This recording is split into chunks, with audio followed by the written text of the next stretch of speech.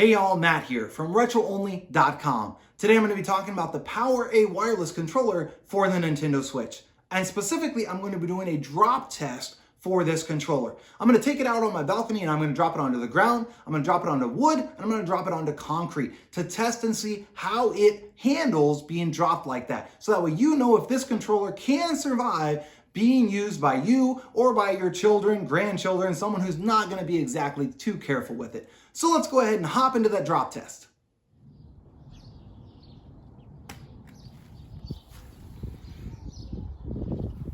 All right, so on the PowerA controller, just dropping it in the dirt. As you can see here, there's some scuffs on the bottom and it's not coming off. Now it might, if I get some like a scrub brush or something, I might be able to get it off. But being that this is matte, it does show dirt a lot easier. So that's something to keep in mind. Let's go ahead and test it out. Left stick working fine, right stick working fine. Test out all the buttons here. All right, and yep, that's working just fine as well. And let's try the D-pad, and also working. So everything is still working even after dropping onto the ground. Now let's go ahead and drop it onto wood and see how that survives.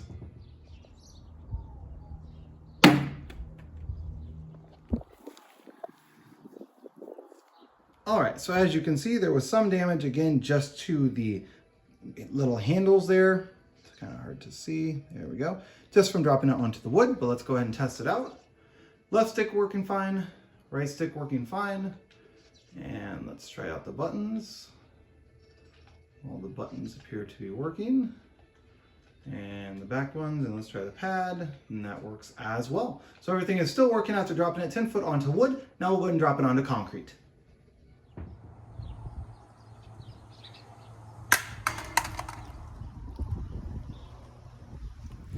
All right, so again, there's some damage to that. And then there is also something rattling. You probably can't hear it, but there's something that broke inside. So let's go ahead and test it on the game system itself. Left stick still works.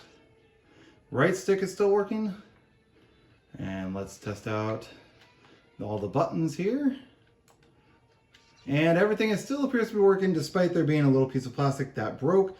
There's not really any noticeable damage. No pieces broke off the outside besides all the scuffing, which has to be expected when you drop it from that height. As you can see, this controller did survive the drop test both on the ground, on the wood, and then also onto the concrete. However, it did sustain a decent amount of cosmetic damage just simply because of the way that it looks. So you can see a lot of damage, especially on this corner, and it's honestly roughed up a considerable amount, but it does still work. So it's pretty decent in regards to surviving the drop test and being a relatively durable controller. I hope this video has been helpful to you. Again, my name is Matt from RetroOnly.com. Have a great rest of your day.